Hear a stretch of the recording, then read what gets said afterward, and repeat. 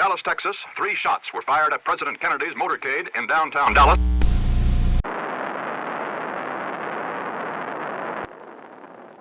Слова и слезы счастья.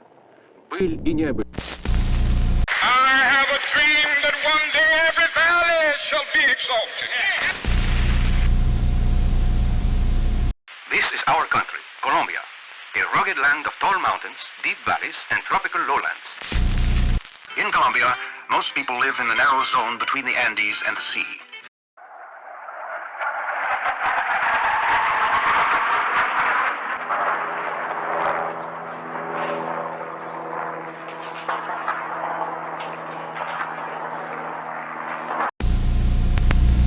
In Cali, Colombia, an industrial town near the Pacific coast, truckloads of rescue workers rushed to the scene of the greatest disaster in the Republic's history.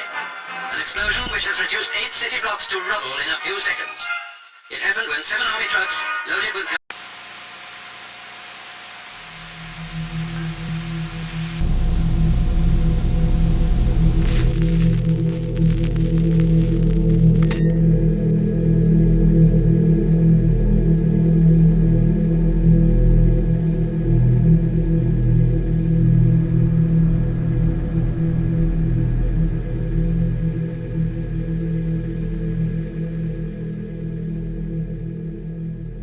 Cali, Colombia, the 1960s. A headline in El País, a local newspaper, declares, "The extraordinary transformation process of the city in just 63 years." The city, once overlooked and rural, now thrived as an industrial hub. Modern buildings rose, neighborhoods sprawled, and optimism filled the air. But beneath that optimism, holes remained. Patches of wild grass, abandoned lots, the last scars of a rural past, the Mangones. Forgotten land, wedged between progress, fighting to survive modernity. Soon, these empty spaces would host something darker, something the city couldn't explain. An unseen figure who turned vacant lots into stages of cruelty.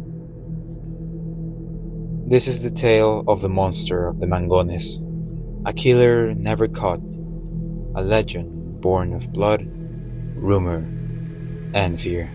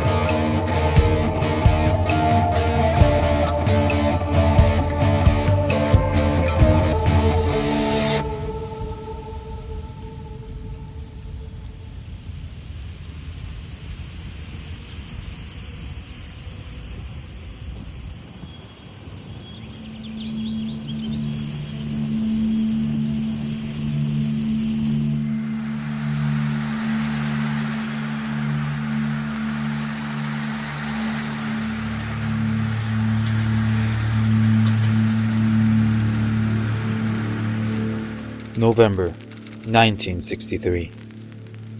Whispers of missing children began to spread. At first, they were just rumors, brief notes in newspapers, warnings passed between neighbors. Cali was still a small city by then. Poor children wandered the streets as vendors, unsupervised, forgotten, easy prey. On November 6, the first discovery was made. A boy's body lay near one of the city's forests, not far from downtown. The remains were in a horrific state, decomposed, naked. His clothes folded neatly beside him. A pair of jeans and a striped t-shirt. His mother identified him as Luis, a 10-year-old newspaper vendor. Luis Osorio, 10 years old, was apparently killed near Santa Rita. He had died 10 days earlier. His skeleton and small limbs were found. The first case was public, and it would not be the last. Within weeks, 4 more children vanished. Their bodies soon followed. Abandoned in empty lots, sometimes within the city's wealthiest neighborhoods. All of them naked, clothes left carefully beside them. Their bodies stiff, pale, laid flat on their backs. This time, the cruelty escalated. Autopsies revealed puncture marks across their skin. Their blood drained. They had been tortured. The monster had begun.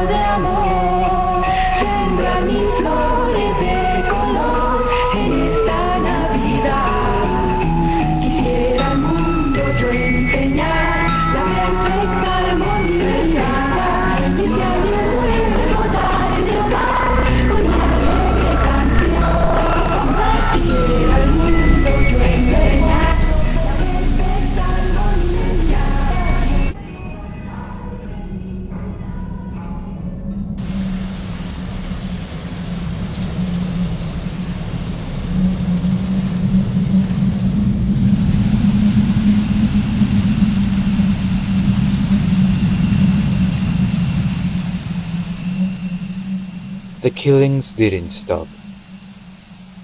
By New Year's Eve, 5 more children were dead, and the authorities still had no leads, viewing the cases individually. The violence intensified. Drained blood, gouged eyes, punctured hearts. The newspaper called it a plague of sadism and immorality. Panic spread through the city. A gang of sadists act in the city. No investigation. Who could be capable of this? A lone sadist? A gang? Something worse? The Mangones became the killer's trademark. Abandoned land, once symbols of rural decay, turned into dumping grounds for the most vulnerable. Poor children, unsupervised and forgotten. And then, a name appeared. The País published a long article that christened the culprit, the monster of the Mangones. The monster of the Mangones case is an unspeakable atrocity, a monstrosity unique to humans. By April 1964, over 13 bodies had been found. Some mutilated, some missing organs. Relatives received taunting calls. Then the authorities offered a desperate explanation. Bodies had been stolen from cemeteries, staged to look like murders. A vague attempt to downplay their own shortcomings, to avoid further panic. The public rejected it. Fear only grew. The monster was loose.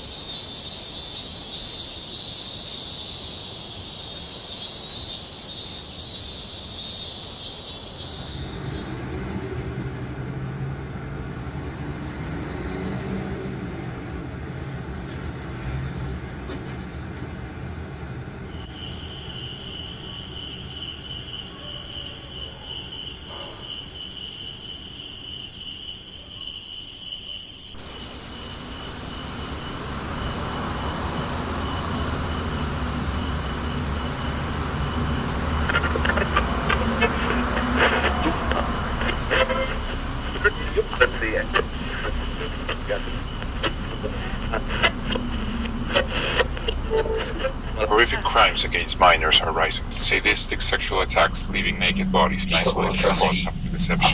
Gang of sadists act in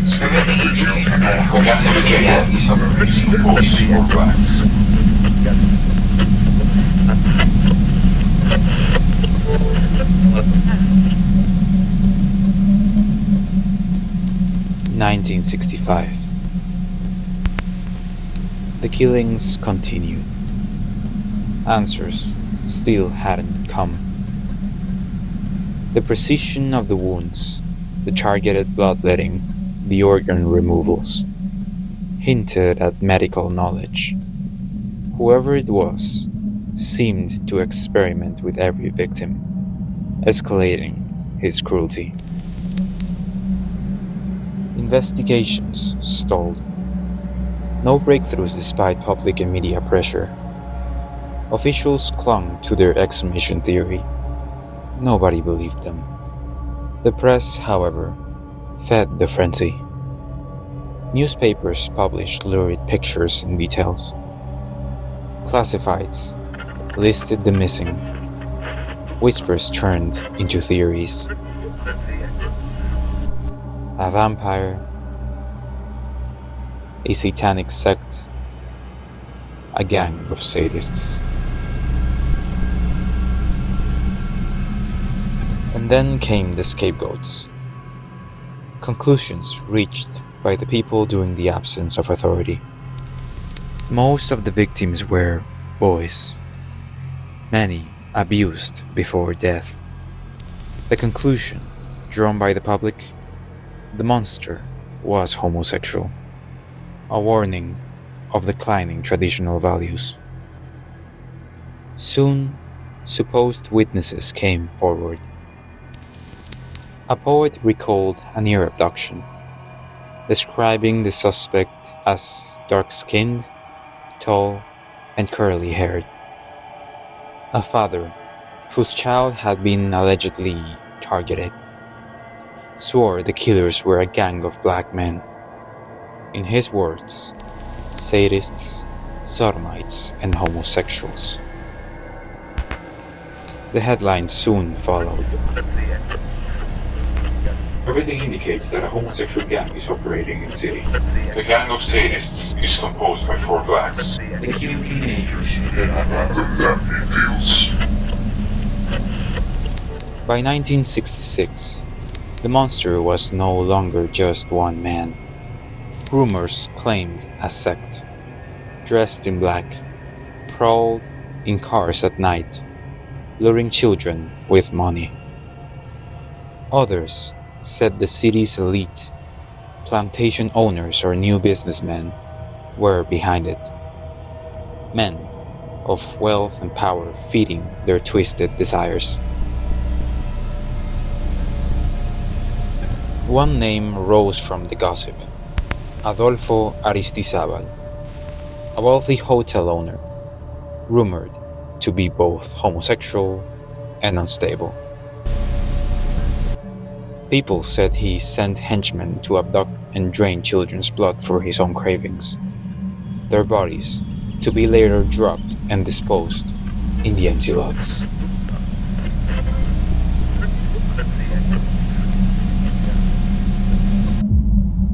The monster had become more than human. He was a gang, a cult, a rich man's conspiracy.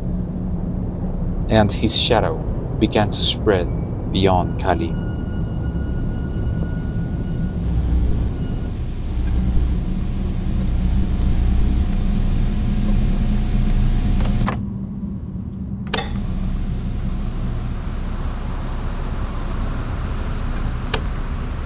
Let's ground ourselves back into reality.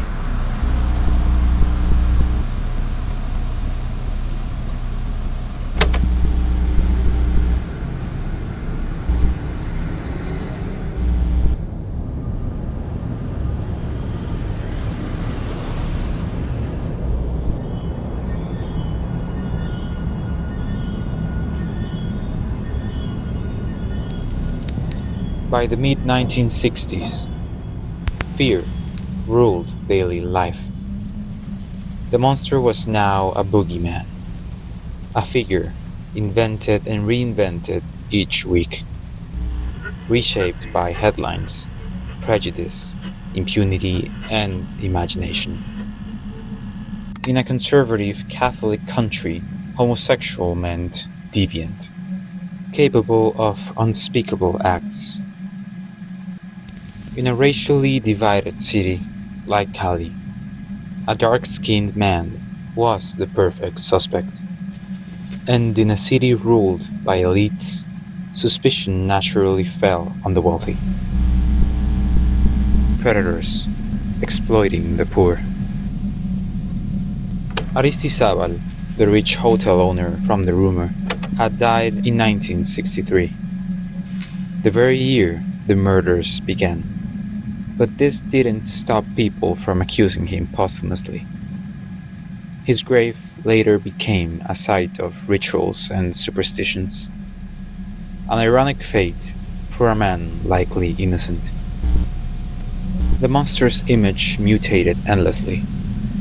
A lone predator, a black gang, a homosexual sect, the secret agents of a wealthy businessman. Each rumor revealed less about the killer and more about the fears of the society that imagined him. The story spread beyond Cali, even reaching New York's yellow press. The tale of a tropical vampire draining children with needles instead of fangs.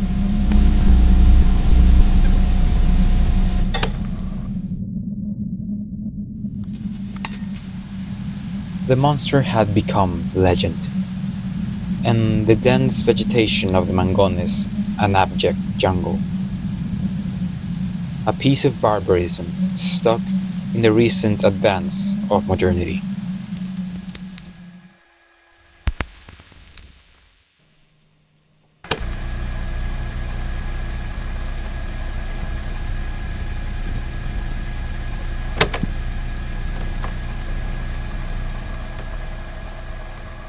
La leyenda decía que eran niños que aparecían extremadamente pálidos, los cadáveres, que eran que les habían extraído la sangre.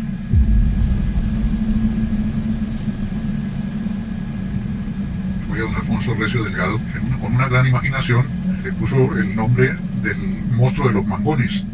Llegaron los rumores de que era un personaje, un caballero muy importante de Cali, un inversionista de la ciudad, que sufría de leucemia en aquella época, pues la leucemia no era conocida, y decían que se debía alimentarse de sangre, preferiblemente de niños.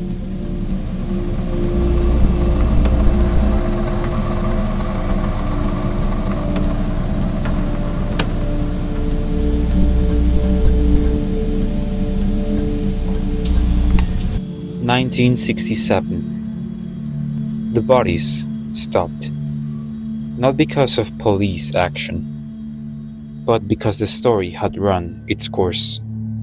Only one arrest was ever made. A man accused of child abuse, paraded as the monster, but never tied to the killings. The murders remained unsolved. By the 1970s and 80s, The legend hardened into folklore, motivated by the abrupt halt, with some sporadic vanishings fueling extra mystery. Parents used it as a threat. Don't stay out late or the monster of the Mangones will take you. Stories of kids falling into the jaws of the killer spread weekly. The number of victims varied by source. Some said 20, others 30, others more. None agreed on the timeline or the details. What was fact and what was the product of sensational journalism, nobody could tell. By the 1990s, Colombia would meet a new real monster. Luis Alfredo Garavito, the world's most prolific child murderer, with nearly 200 victims. The shadow of the monster of the Mangones seemed like a prelude to horrors yet to come. But the legend lived on in art and film. Pura Sangre, Colombia's first true horror movie, drew inspiration directly from the rumors. The tale of a wealthy man who fed on the blood of children.